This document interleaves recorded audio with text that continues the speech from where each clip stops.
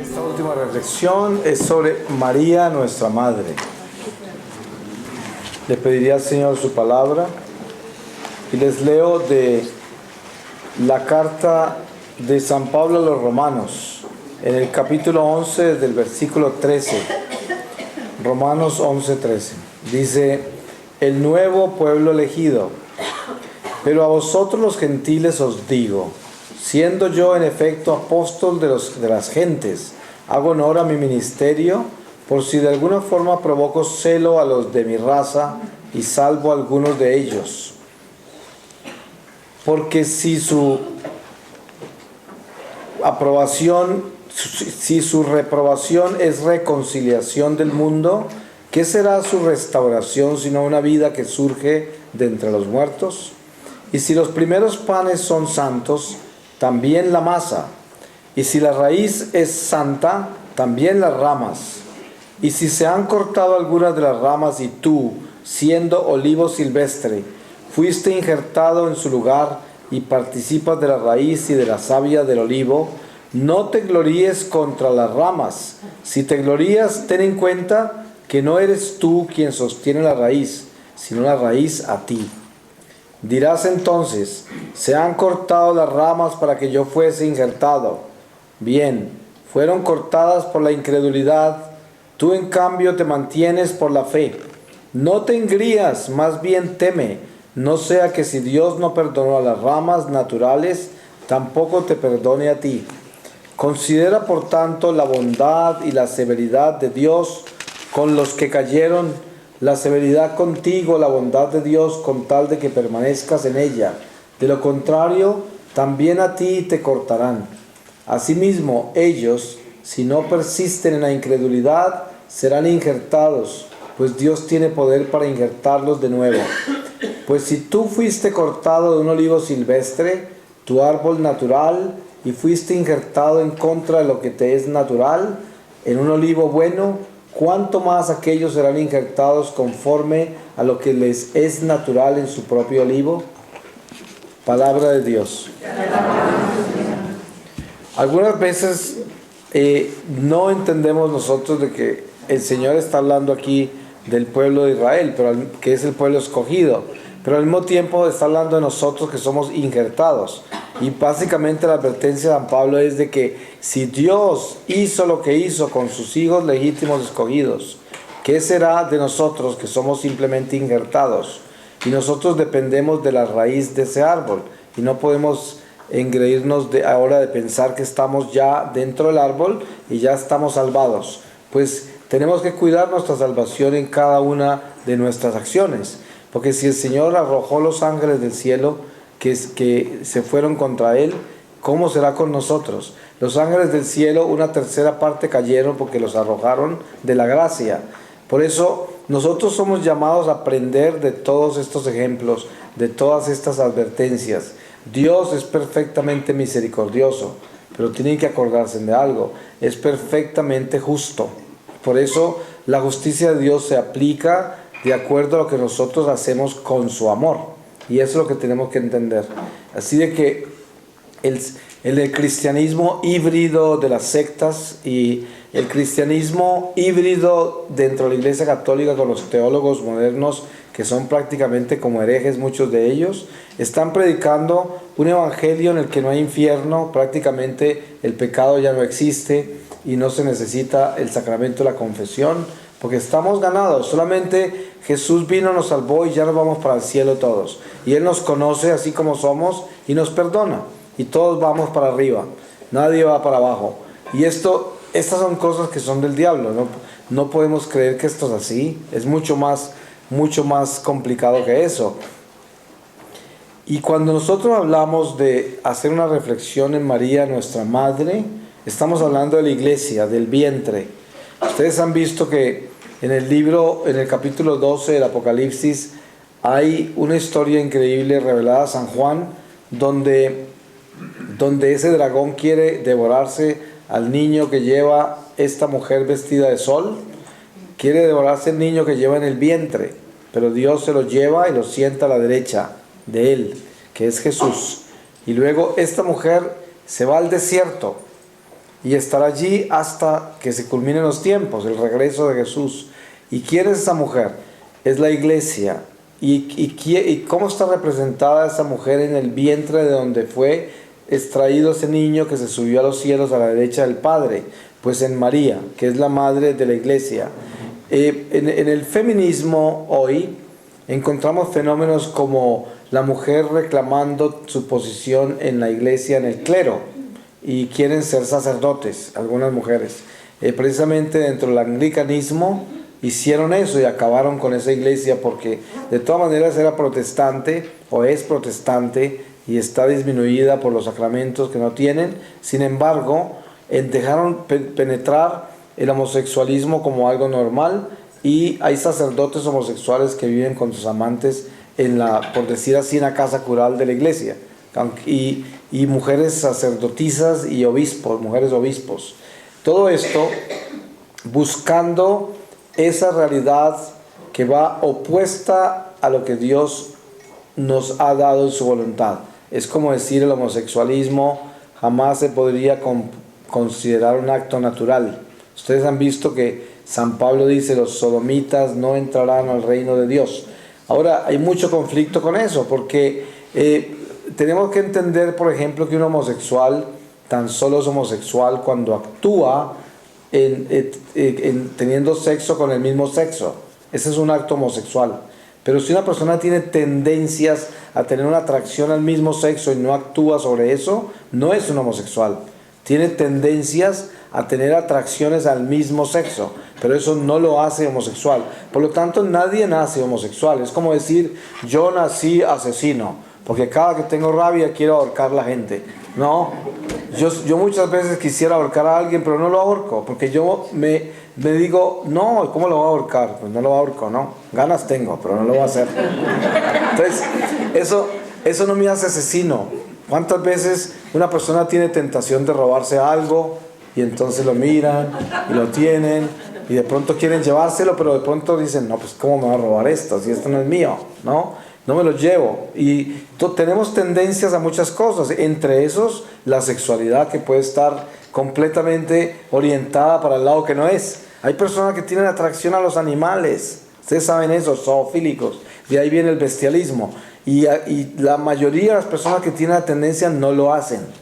Es muy poco el porcentaje de personas que lo hacen, pero que se dejan desbordar en sus instintos. Pero uno no podría decir, es que yo nací zoofílico, entonces para realizarme como ser humano me tengo que casar con una vaca. Eso es lo que la ciencia humana pretende hacernos creer, que una persona nació homosexual y para realizarse tiene que casar con otro homosexual y tener un hogar de homosexuales. Eso es lo que pretenden. Entonces, si yo nazco con esas tendencias de atracción a animales, entonces según esta psicología moderna, me debo casar con un cerdo y adoptar hijos, ¿no?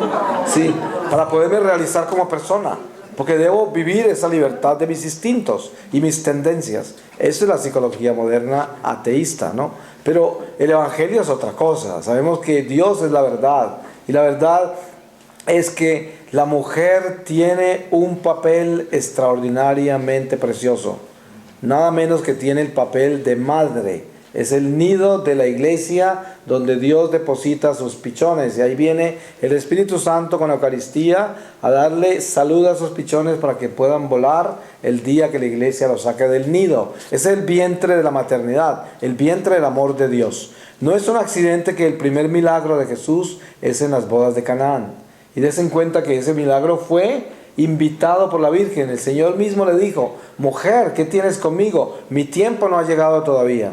Porque Dios tiene un plan perfecto para todo. Y Él, siendo Dios mismo, se colocó en un plan perfecto Él mismo, siendo Dios que lo puede cambiar. No lo cambió. El plan de Él se cumple y estaba viviendo las limitaciones humanas él como criatura. Sin embargo, su divinidad obedeció al mismo plan de él en esa humanidad y no podía entrar a la vida pública hasta que llegó el momento. Y la Virgen lo invitó a entrar antes de tiempo, pero obviamente que ya estaba a la puerta el tiempo de él.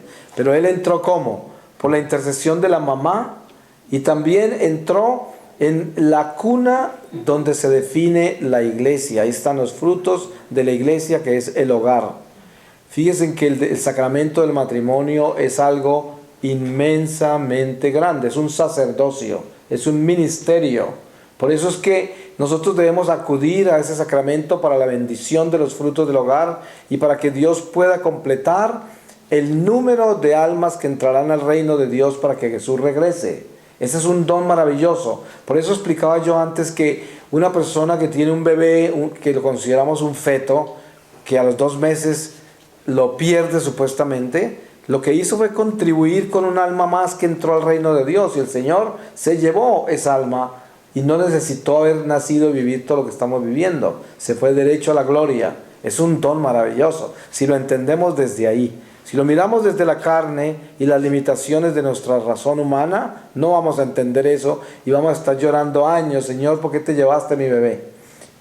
Y eso pasa. Pero la maternidad es algo que debemos concebirlo desde el vientre de la iglesia. Piensen en esto. Según la historia sagrada, Eva comete un pecado grave porque le pone atención a esa serpiente que la invita a ser como Dios. Porque le dice: si te comes esta fruta, seréis como Dios. Y se le olvidó lo que Dios dijo: si comen de esta fruta, se mueren. Pues quiso morirse con su curiosidad y se murió. Desde ese momento la mujer quedó sin voz ni voto. Miren que toda la historia de la mujer, con excepción de unas pocas heroínas de la Biblia, fue una vida de esclavitud. Esclava a los hombres, no tenía ni voz ni voto. Era esclava, no podía decir nada, siempre tenía que caminar atrás del hombre, y cuando el hombre quería salir de ella, simplemente le daba un tiquete para que se fuera. ¿No? Y la cambiaba por otra o por otras. No tenía, era una esclava, toda. Cuando llegó Jesús, lo primero que hizo fue darle la libertad a la mujer. ¿Por qué? Porque él llegó por medio de una mujer que ya estaba libre, que es la Virgen María, que él la creó como la nueva Eva de su nueva creación, sin manchas, sin pecado, y además que la conservó virgen. Ustedes saben por qué estas teologías protestantes y todos estos curitas de teologías modernas, herejes, atacan a la Virgen María diciendo que tuvo más hijos, e interpretan las escrituras literalmente diciendo las hermanas de María, los otros hermanos del Señor, o sea, hijos de María. ¿Por qué hacen eso? Porque es que María es el terror de los infiernos. Les aseguro a ustedes que la Virgen María es una criatura humana. No podemos diosificarla y pensar que puede ser más poderosa que Dios y que el mismo Hijo Jesús. No. Pero lo que pasa es que María, por ser madre, en el vientre que lleva a Jesús, lleva todas las gracias, porque Dios es todas las gracias. Hay personas que toman todo tan literal, que piensan que de verdad el Espíritu Santo tiene tan solo 7, el número 7 humano, ¿cierto? 7 dones. Y hay que entender esto. Ese número 7 es un número infinito. ¿Cómo puede tener Dios tan solo 7 dones? Es que es de sentido común que hay que entender que eso quiere decir que los tiene todos. Que Él es el don, Él es los dones, todo es Dios. Entonces, ¿cómo va a tener el Espíritu Santo tan solo 7 dones? Hable usted con un protestante y verá que le pelea media hora diciendo que son 7. Pero la realidad es que son 7, que quiere decir que tiene ilimitados dones. ¿Y qué sucede con la Virgen María? Si Dios se posa en el vientre de ella y se encarna, ¿quién se encarna en ese vientre? La divinidad. Y la divinidad todo lo hace perfecto. Si ella es la Virgen, primero es concebido el Señor en ese vientre, engendrado, no creado, en el vientre de María. Sobrenaturalmente, con el solo saludo del ángel, la Virgen quedó esperando. El solo saludo. Él la saludó, le anunció y quedó esperando. ¿Cómo creen ustedes que nació Jesús? Ustedes podrían concebir que entonces lo concibió sobrenaturalmente, pero nació en un parto de dolor. No puede ser. Mire, después de la Pasión de Cristo, la película, unos conocidos míos, productores en California, sacaron una película que se llama La Natividad. Fue producido por unos protestantes. Yo antes, cuando estaba en mi profesión artística, nunca sabía quién era protestante y quién era de una cosa y la otra, porque yo era de todo, ¿no? Y a mí no me interesaba quién era qué. Yo simplemente vivía mi mundo. Pero después de que entré en mi conversión, empecé a observar toda la gente con que yo trabajé por tantos años. Y me di cuenta que cuando descubrieron los protestantes, que fueron los primeros que apoyaron la película La Pasión de Mel Gibson y compraban miles de etiquetas en los teatros y apoyaron eso, pero más adelante se dieron cuenta que indirectamente habían apoyado a la Iglesia Católica. Entonces empezaron a buscar unas avenidas, y de Hollywood sacaron una película que se llama La Natividad, y la sacaron en esa Navidad después de que salió La Pasión. ¿Y qué sucedió en ese mensaje? Presentaban a la Virgen María dando a luz a Jesús en un parto de dolor, para justificar que ella tuvo más hijos también. Era una presentación protestante, pero mire lo subliminal que es, ¿no? Justificando una teología corrupta. Porque ¿cómo puede tener María, que es la nueva Eva, de la nueva creación en Jesucristo, un hijo con dolor, cuando esa fue la maldición del pecado original? Que Dios dijo, tendrás hijos en un parto de dolor. Entonces María va a tener un hijo en un parto de dolor, y encima de todo que es Dios mismo, y encima que fue engendrado en su vientre por obra del Espíritu Santo. Así que en la forma que fue engendrado en su vientre, en esa forma nació. Obviamente, es que no, es de sentido común. Y permaneció virgen, permaneció virgen. Ella por eso se llama la Virgen. No fue tocada por ningún ser humano. Ella no tuvo absolutamente ninguna relación con ningún ser humano en ninguna forma. San José jamás posó las manos sobre ella, nunca. Ella es la Virgen, tan virgen como San José, porque San José es un hombre casto.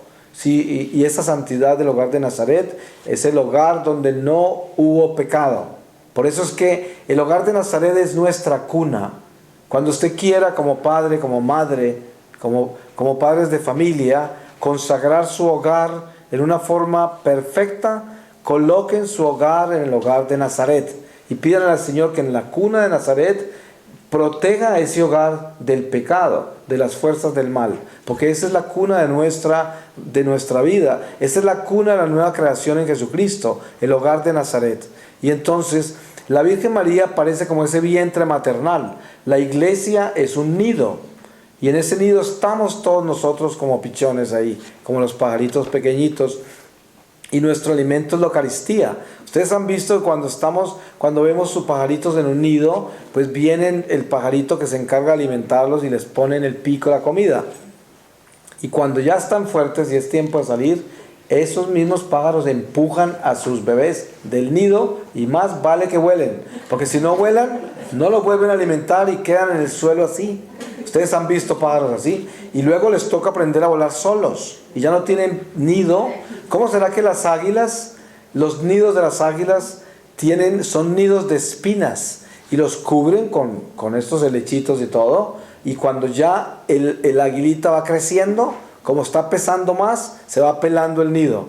Y cuando está más grande, ya son puras espinas. Ya esa águila no puede quedarse ahí. Tiene que volar, la sacan del nido. Y hay que entender que la maternidad está representada en toda esta simbología de la iglesia. ¿Quién es la mujer? La mujer es la mamá. Por eso hablaba yo en el Amar hasta morir amando, de esas madres que son madres en todas partes, que son la mamá de todo el mundo, porque sienten en su vientre amor por todos. Todos son hijos de ellas. Y un padre responsable es papá de todo el mundo, porque siente que todos son sus hijos. Y esto es lo que Dios nos da a nosotros en el sentido de la familia, el amor. La Virgen María representa el hogar, el vientre, el amor incondicional, el espíritu de servicio, la humildad, el edificio perfecto, la pureza. Es ahí la sencillez. Es pequeñita. Cuando nosotros vemos a María y José, no hay nadie más pequeño en la Biblia que ellos dos. Son absolutamente pequeños. Son casi insignificantes.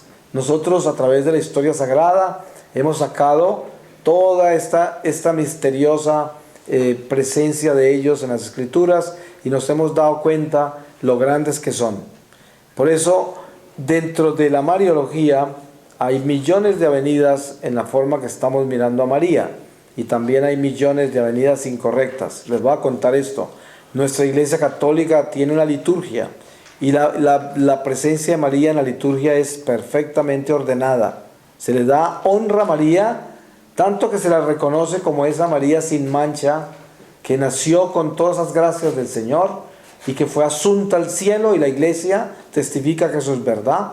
Y todo eso se le da a María. Eso es algo muy grande, cómo se ha presentado María a la Iglesia, como madre de la Iglesia. Y tenemos un orden en la Iglesia para consagrarnos a la Virgen María en determinados tiempos del año. Tenemos cruzadas del rosario establecidas por la Iglesia en determinados tiempos del año. Pero se dan cuenta, el demonio quiere confundir esta Mariología. En estos tiempos en que estamos, aparecen toda esta cantidad enorme de apostolados marianos y de videntes por millones, y de un desorden que hay 50,000 apostolados consagrando a la Virgen María en todas las esquinas y pidiendo esto y lo otro. De eso no hay tanto, no se puede vivir en ese desorden. ¿Ustedes de dónde creen que viene ese desorden? Ese desorden viene del diablo, porque la Iglesia es perfectamente ordenada en su Mariología. Y hay personas que dicen, es que si nosotros no promovemos la imagen de la Virgen María acá, estos curas nunca van a rezar el rosario, ¿no? Pero es que no es la forma en que nosotros traemos a María a la Iglesia. Nosotros traemos a María a la Iglesia es con el amor y la obediencia a la Iglesia, porque María es el silencio, María es la obediencia, María es la humildad. Y si algo hizo María fue obedecer a Dios, porque por eso le dijo, he aquí la esclava del Señor, hágase en mí según tu palabra, según tu voluntad. Ese es el principio de la maternidad. Entonces hay una Mariología desordenada y confusa hoy. ¿Cómo será que hay un sacerdote canadiense que se dedicó a propagar un error espantoso de que el tercer secreto de Fátima no ha sido revelado? Y llamó a Lucía, la vidente Fátima, mentirosa, Juan Pablo II mentiroso, porque no habían revelado el secreto tal y como es. Y hay tanto incauto católico que le siguen esa información perversa y están convencidos que es que falta revelar algo, y que los papas Benedicto XVI y Juan Pablo son unos mentirosos, y que Lucía murió en medio de una mentira porque le ocultó a la humanidad el secreto como era.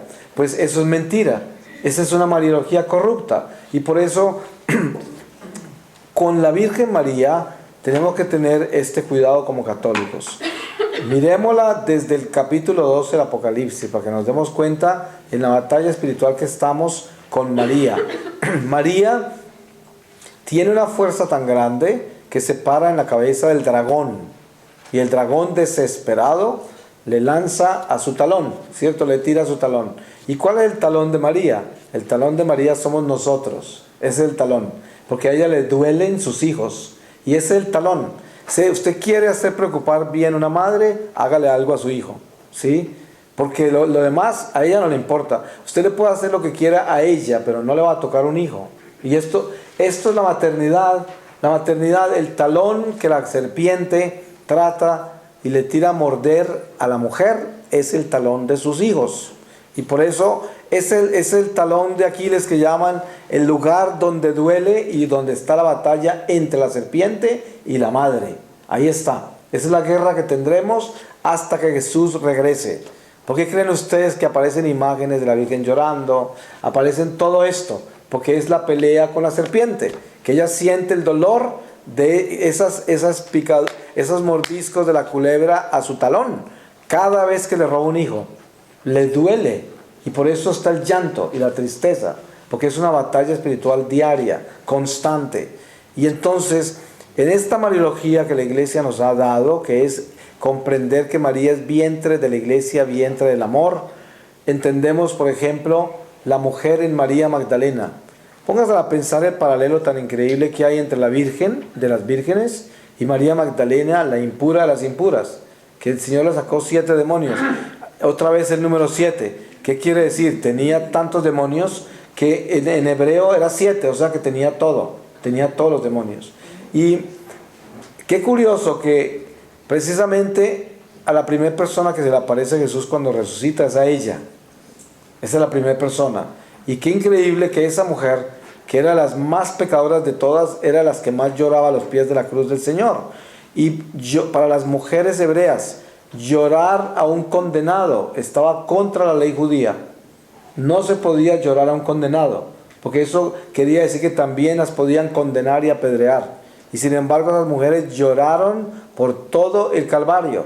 O sea que ellas se entregaron al martirio, todas las mujeres santas de Jerusalén. Pero cuando encontramos a María Magdalena, encontramos una figura de la mujer pecadora. ¿Y qué es esa mujer pecadora? Esa mujer era una mujer de una posición social alta, una posición económica alta, y era una mujer que utilizaba a los hombres como juguetes, porque no había encontrado ningún hombre verdadero y no respetaba a ninguno. Eso es lo que normalmente haría una mujer de sociedad que tiene poder, dinero, y que hace lo que quiere y juega con todo el mundo. Y eso era María Magdalena. Vivía en ese, por decir así, el jet set de los romanos y judíos en Israel, en la Judea de esa época. Eso es lo que ella era. Y entonces, ¿qué sucede? Ella comienza a darse cuenta de Jesús. Primero porque su hermano y su hermana, Lázaro y Marta, eran muy amigos de él, y también ella oía por toda la Judea que se hablaba de él. Y ella se empezó a acercar desde lejos a mirarlo y a oírlo, como una serpiente que se acerca a mirar. Y así se acercaba, sin convertirse. Y poco a poco el amor del Señor la fue conquistando. Y un día lo descubrió, y él la miró. Y cuando él la miró, le miró el alma. No le miró el cuerpo, no le miró su humanidad seductora, que era la que conquistaba todos los muñecos que había conseguido de hombres, que no eran nada, no eran nadie, no tenían nada, y por eso nunca los quiso, siempre jugó con ellos. ¿Y qué hizo entonces? Cuando encontró ese hombre verdadero por primera vez, se enamoró de él absolutamente para siempre, como loca. Fue un amor impresionante por Jesús, porque fue un hombre que le miró su alma, su corazón. Ya no le miraba su carne. Nadie la había mirado así. Y ella regresó a ese amor maternal con el que Dios la había creado. Y regresó al vientre del amor. Y esta mujer se entregó solo a Jesús. Por eso es que María Magdalena es un apóstol extraordinario en nuestra historia sagrada, porque representa a todos nosotros. Nuestra miseria, nuestro pecado, la desobediencia, la burla, el juego, la irresponsabilidad total, el desencanto con las cosas buenas, el afecto a las cosas malas, todo eso. Y de un momento a otro, en los ojos de Jesús se transforma y se convierte en una columna de la iglesia en esa maternidad. Y una mujer que no tuvo hijos, pero es una maternidad mística, porque ella se convierte en madre de verdad. ¿Cómo será que ella fue la primera en ir a limpiar su tumba y a buscar cómo llevar todas esas cosas? Al otro día ella consideraba que estaba muerto, no le importaba. Ella iba a limpiarle su tumba ya, seguía sirviéndole. Así, le sirvió hasta después de la muerte. Ese era el espíritu que tenía y el amor que tenía. Entonces, la mujer es vientre. ¿Ustedes se dan cuenta que hay mucho más mujeres en la iglesia que hombres? Y uno siempre le pregunta, ¿qué es lo que pasa? Dios, yo viajo por todo el mundo, el 90% de las personas que me llevan de un lugar a otro siempre son mujeres en la iglesia, ¿no? Entonces, ¿qué sucede? A los pies de la cruz había tan solo un hombre, un adolescente, que seguramente iba prendido a las manos de María y del amor que le tenía a su maestro. El resto están escondidos todos mirando de lejos. ¿Y qué sucede? Que cuando miramos la iglesia hoy, aún encontramos el mismo fenómeno. ¿Y por qué? Es el fenómeno de María Magdalena. La mujer es muy pronta a amar cuando cambia de dirección. Cuando se va hacia Dios y descubre el amor de Dios, se lanza con todo. Las conversiones de las mujeres son extraordinarias, radicales, impresionantes. Todos los hombres dicen, te volviste fanática. Claro, porque es que se entregan de cabezas, ¿no? Obviamente que hay algunas que se vuelven fanáticas, pero la realidad es que es un amor auténtico. A los hombres nos toca mucho trabajo. Tenemos que primero pensarlo, después lo llevamos al corazón. Y sintiéndole todo, no queremos entregarlo todavía. Y después nos vamos ante el Señor. Y ya nos captura, pero es muy lento el proceso. Pero no es ningún accidente que el Señor confió la iglesia a los apóstoles y no a las mujeres en el ministerio de la palabra. No es un accidente. ¿Por qué lo hizo? Porque es que San Pablo dice, tenemos que traer del espíritu a la razón la palabra a encarnarse. Y el hombre, la persona más indicada para hacer eso es el hombre que es tan racional y que está centrado dentro de su inteligencia. Y este hombre es perfecto instrumento para eso. Y el Señor nos escogió para eso. Pero si nosotros no tuviéramos la mujer, no tuviéramos iglesia. Porque la mujer es el vientre del amor, el vientre de la iglesia. Ustedes han visto que generalmente un sacerdote que es bien sano, bien obediente, generalmente anda para arriba y para abajo con su mamá. ¿Por qué? Porque la mamá es la única mujer terrenal que han tenido, que han amado limpiamente, porque son célibes, son obedientes, obviamente que habrán excepciones, pero son sanos y obedientes, y es muy común que anden con su mamá, es muy común, porque no tienen ningún amor, ni ninguna atracción, ni ninguna confianza con ninguna otra mujer, fuera de la mamá y la Virgen María. Y es el equilibrio de ese celibato, de ese sacerdocio que es el sacerdocio que la iglesia ha pedido en este rito latino romano. Y es muy común ver un sacerdote bueno, equilibrado, que tiene ese tipo de relación con la mamá. A veces las madres mueren en la casa cural con el padre, ¿sí? Es muy común eso. En cambio, pues estos sacerdotes que hay por ahí que no son del todo buenos, andan es con 20 amigas para arriba y para abajo hasta en moto, ¿no? Pero esa es otra cosa. Ese es un desorden ya que nosotros sabemos que no tiene nada que ver con Dios, sino que es un desorden humano. Pero la realidad del vientre de la mujer es importantísima. Una mujer es de una velocidad increíble para amar o de una velocidad increíble para odiar. No hay nadie que pueda odiar más que una mujer. ¿Y por qué? Porque ese odio sale de un vientre que está hecho para amar. Y cuando el diablo lo pervierte, se convierte en un aguijón del odio. Como ningún hombre podría. Ningún hombre puede odiar con la intensidad que odia a una mujer. Porque el hombre no tiene vientre. Y por lo tanto, como no tiene ese amor del vientre, pues no puede voltear el amor al odio en esa intensidad que la mujer lo puede hacer. Entonces, cuando nosotros vemos a María, la Virgen María, vemos el vientre del amor, la obediencia, la humildad, esa belleza tan increíble que es una autoridad espiritual gigantesca que descansa en la humildad y la pureza. Eso es cuando nosotros vemos una madre buena, una mujer buena. A mí me han dado órdenes niñas de 7 años que se paran al frente y me dicen: no puedes hacer eso, y no me gusta esa camisa que tienes puesta, tienes que ponerte otra camisa. A mí, en la comunidad nuestra, en Bogotá, tengo una comunidad numerosa y tenemos muchos niños, y las que más me mandan a mí son las niñas, ¿sí? Y con una autoridad espiritual increíble, que son niñas buenas y se paran y dicen: no puedes hacer eso, y después y me dicen por dónde me tengo que ir, y yo les obedezco, claro. Y esto es algo muy importante, porque es que estamos viendo una realidad espiritual que es latente, que nosotros la podemos palpar, que está ahí, que es real, que es el vientre del amor. Entonces, cuando Jesús aparece entre nosotros en la vida pública, lo primero que hace es darle la libertad a la mujer. Dense en cuenta que Él habla con la samaritana, Él habla con la prostituta, Él habla con todas las mujeres, y a todas les dio la voz otra vez. A todas les dio su posición que habían perdido. Yo lo llamo el ayuno de Eva. Ese fue el ayuno de Eva que duró siglos. El ayuno largo, increíblemente largo. Y por eso el diablo pervierte la libertad que Dios le dio y la convierte en feminismo. ¿Se dan cuenta cómo degenera el diablo todo? Él imita todo lo de Dios y le crea un paralelo falso para poder desvirtuar la verdad. ¿Y qué hizo él? Sale con el feminismo, que es lo opuesto a la libertad que Dios le dio a la mujer, lo total opuesto, lo pervierte. Y pues, como decir, el amor florece en la libertad que nos damos los unos a los otros para hacer lo que queramos. Entonces, si usted se quiere casar con una vaca, cásese, con tal de que la ame, ¿no? Pero esa es la perversión de los principios, ¿cierto? Por eso el diablo pervierte la libertad que Jesús le dio a la mujer, lo pervierte con el feminismo.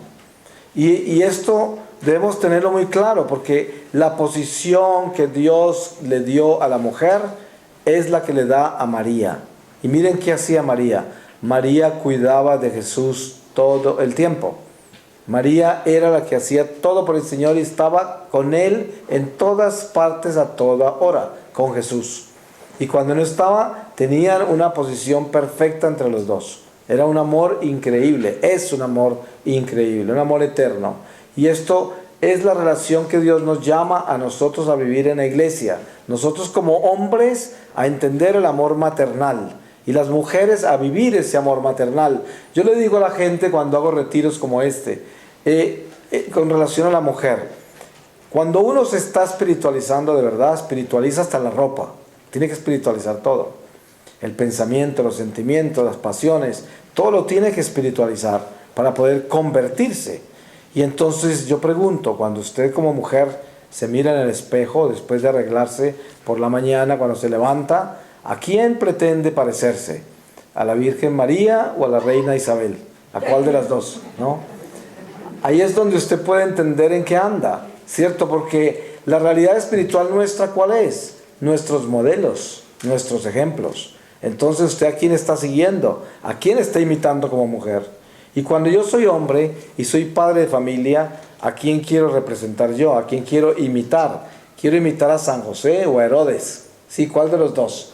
Herodes, que se le quita la mujer a su hermano. Y esto es lo que debemos entender, de que la vida tiene para nosotros una presentación perfecta en la pedagogía divina. Todo está perfectamente entregado por Dios.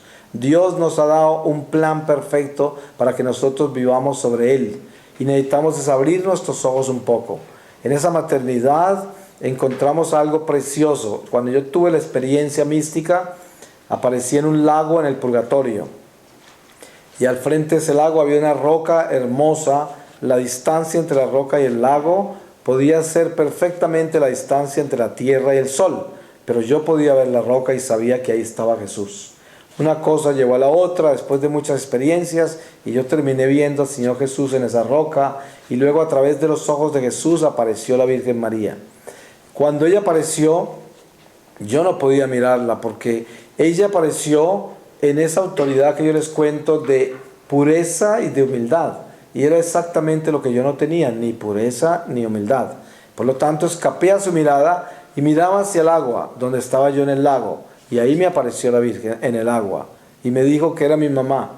Yo ni sabía que tenía una mamá en el cielo porque yo no sabía nada de María. Yo me fui a la iglesia a los 14 años y nunca hice nada en la iglesia. Les voy a contar, los domingos cuando nos llevaban a misa de obligación del colegio, teníamos un grupo de amigos en que nos turnábamos para que uno pretendiera desmayarse y 3 lo sacaran.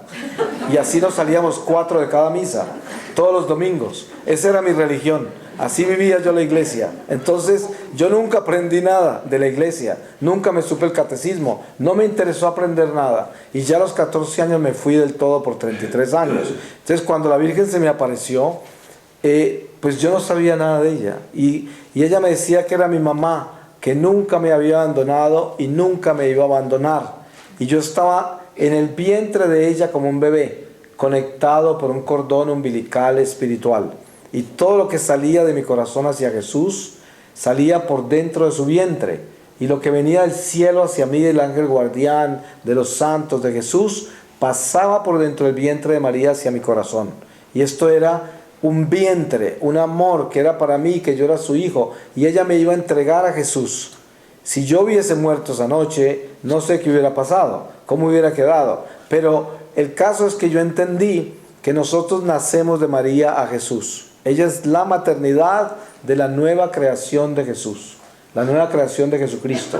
Y esto, como dice la palabra, por un hombre entró la muerte al mundo y por el hombre, que es el Adán del cielo, entró la vida. Y lo mismo, por una mujer entró el pecado y por otra mujer entró la vida, que es María, ¿cierto? Porque en ella viene Jesús. Y nosotros tenemos que realizar esto con mucho cuidado dentro de nuestra fe. Porque esta mariología que presenta la iglesia es una mariología totalmente ordenada. Por eso, dentro de la religiosidad popular que no tiene espiritualidad, la mariología es fanaticismo. Yo he visto gente entrar a la iglesia con una novena de la Virgen y se van y se postran a los pies de la Virgen a llorar, a gritar, a prender 50 lámparas y luego salen de la iglesia. Nunca fueron al Santísimo, jamás saludaron al Señor y se fueron a arrastrarse al lado de la Virgen como si fuera una diosa y la diosificaron y al Señor nunca le dieron honra, jamás siquiera lo saludaron, nunca se acercaron a Él, ni lo mencionan.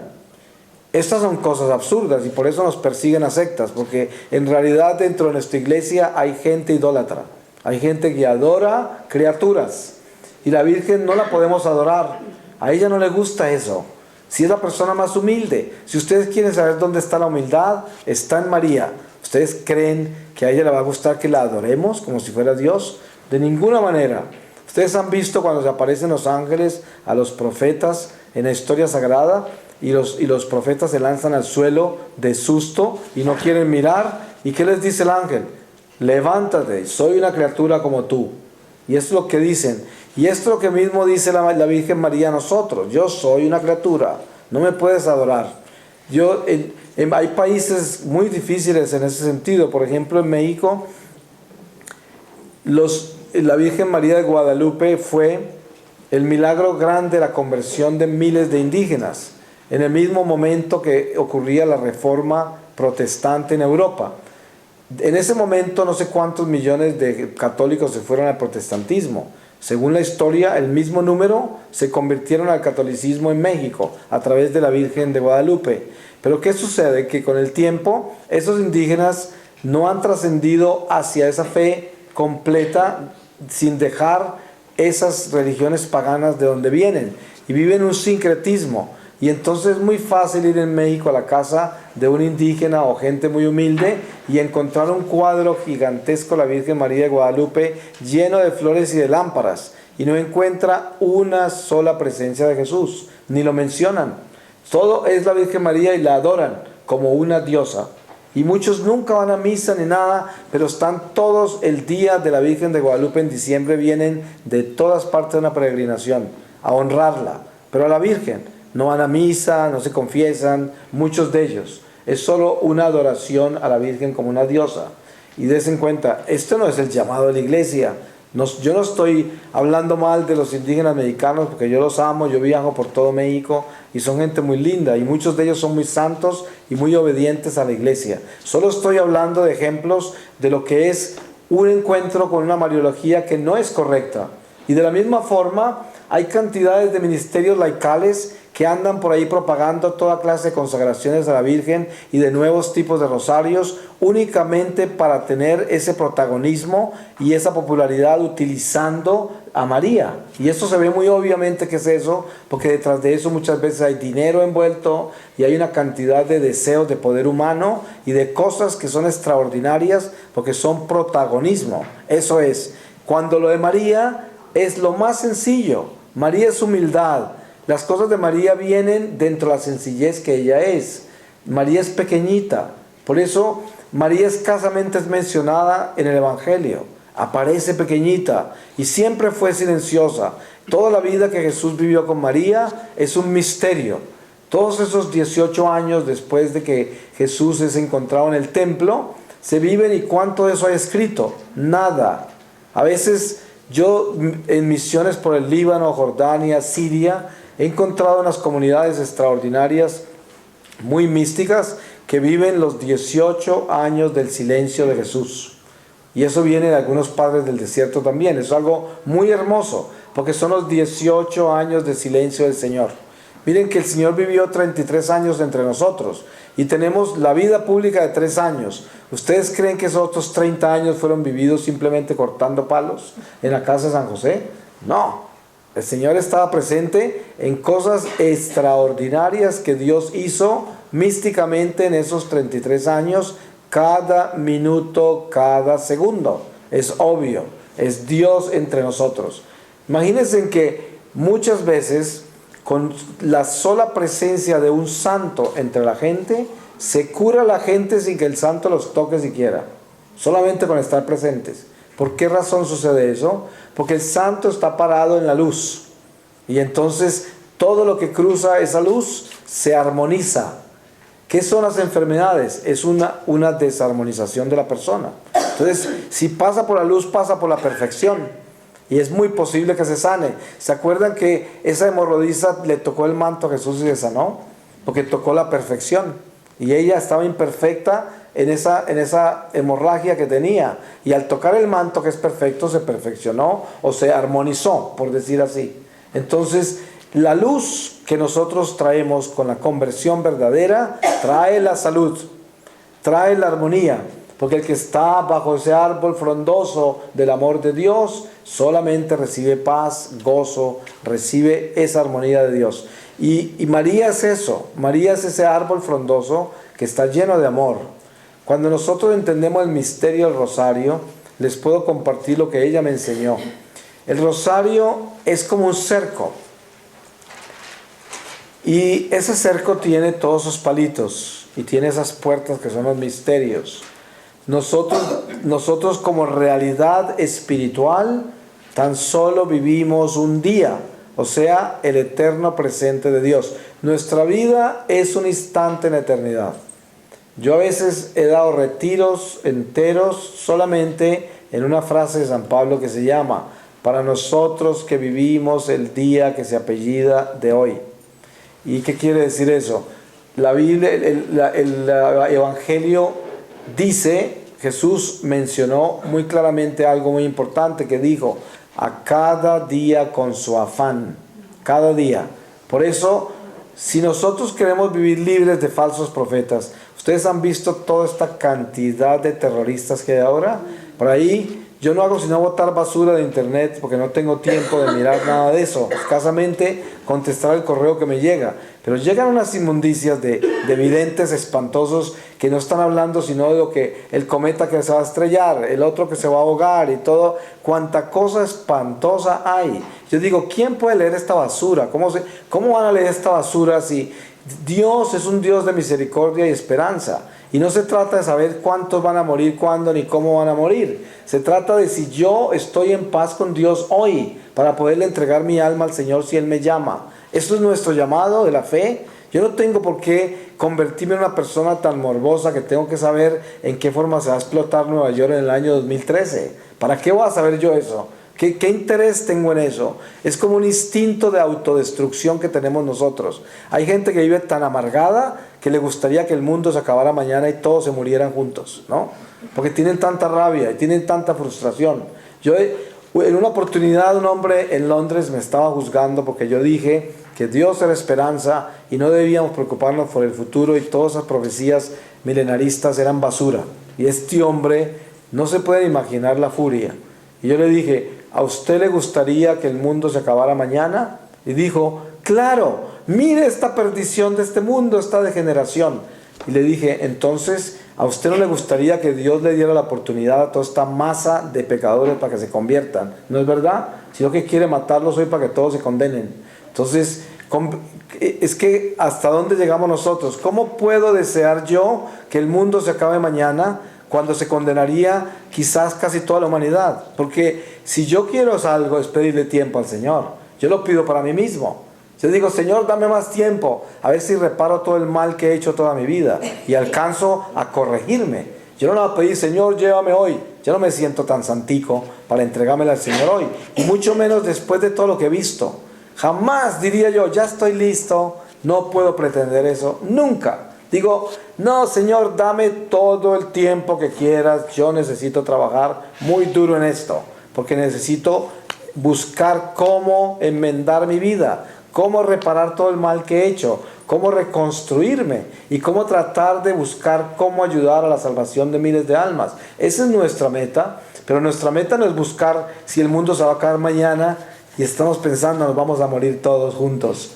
Ya, porque yo estoy tan amargado que quiero que todo se acabe. Esa es la única razón, y todos esos profetas milenaristas siempre vienen con una seriedad, dicen es que si les contara lo que he visto, pero les voy a contar un pedacito, y todo el mundo está ya esperando, y toman notas, y compran libros así de gruesos, y se lo saben de memoria. Yo he hecho el examen. Hay personas que me presentan los libros, ¿te ha leído este? No, ni lo voy a leer. Entonces me dicen, es que es increíble todo lo que hay acá. Digo, yo me imagino que debe ser increíble. Pero le voy a preguntar algo. ¿Usted se conoce el catecismo? La mayoría de esa gente que se han leído esos libros así de gordos, nunca se han leído el catecismo. No lo conocen. Se conocen a partes de la catequesis que recibieron cuando eran niños, pero nunca lo volvieron a tocar. Pero se saben toda esta basura de memoria, toda la basura, y la comparan con toda la otra basura que va saliendo. Y tienen todo eso. No conocen que la iglesia tiene la doctrina social y que hay un libro que se llama La Doctrina Social de la Iglesia Católica. No la conocen, pero sí conocen toda esa basura. Y entonces yo digo, ¿cómo se puede llamar uno católico si ni siquiera conoce el catecismo, no conoce la doctrina social? ¿Cómo hace para saber cómo debe vivir un católico en este mundo? Si no conoce la posición de la iglesia con relación a nuestra sociedad. Y esto todo tiene que ver con la maternidad. La maternidad es el amor y la obediencia y la humildad, la pureza. Y esto todo viene de María. Por eso la iglesia es mariana en su nido, en su esencia. La iglesia es ese nido en el desierto, donde nosotros vivimos un exilio mientras vamos de paso. Porque el Señor nos da la oportunidad de entrarnos a la iglesia, a refrescar nuestro camino, a refrescar nuestros pies y a fortalecer nuestra alma con la Eucaristía. Y esa Eucaristía, que es pan de vida, el primer lugar donde Jesús fue adorado es en el vientre de María. Es el primer lugar de todos. María es madre adoradora, madre sacramental. Ella es la adoradora número 1 del Santísimo. Ustedes se pueden imaginar el amor tan extraordinario que María tenía por ese bebé que tenía en el vientre, sabiendo que ella sabía que era Dios el que llevaba ahí. Es una adoradora perfecta. Entonces, pidamos al Señor su palabra para sellar esta reflexión. Yo no soy un mariólogo, jamás me he leído un libro de mariología y no pretendo acá darles una lección de mariología. Tan solo, hablando de María, Madre Nuestra, les estoy hablando de mi experiencia con María y la visión que yo tengo de María que Dios me ha dado. Eso es lo único, sin pretender nada, porque no pretendí aquí darles una lección mariológica. Voy a leerles de Filipenses en el capítulo 4, desde el versículo 1. Filipenses 4:1. Dice: exhortación a la perseverancia y la alegría.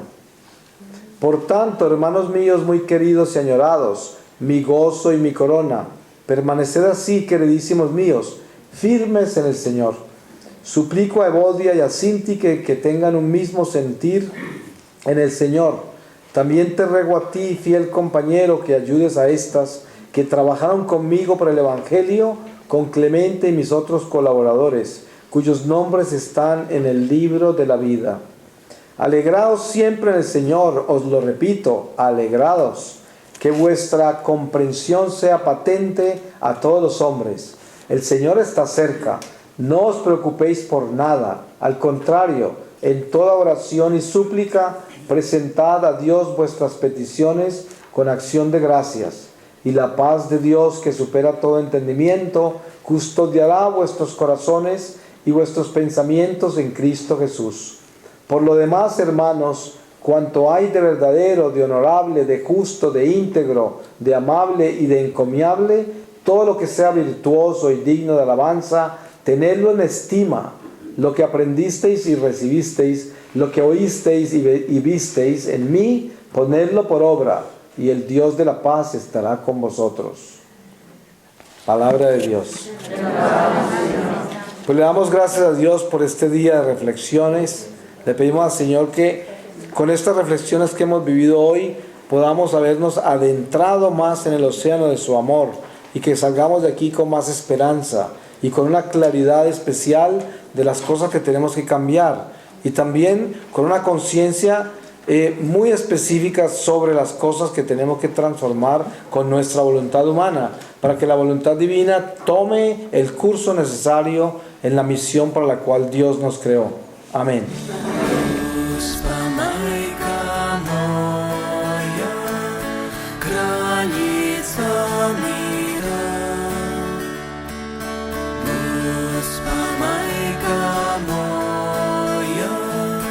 Gracias.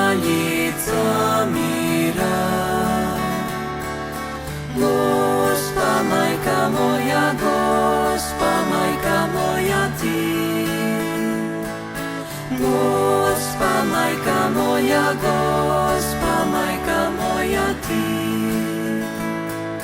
Gospa, majka moja, kraljica mira.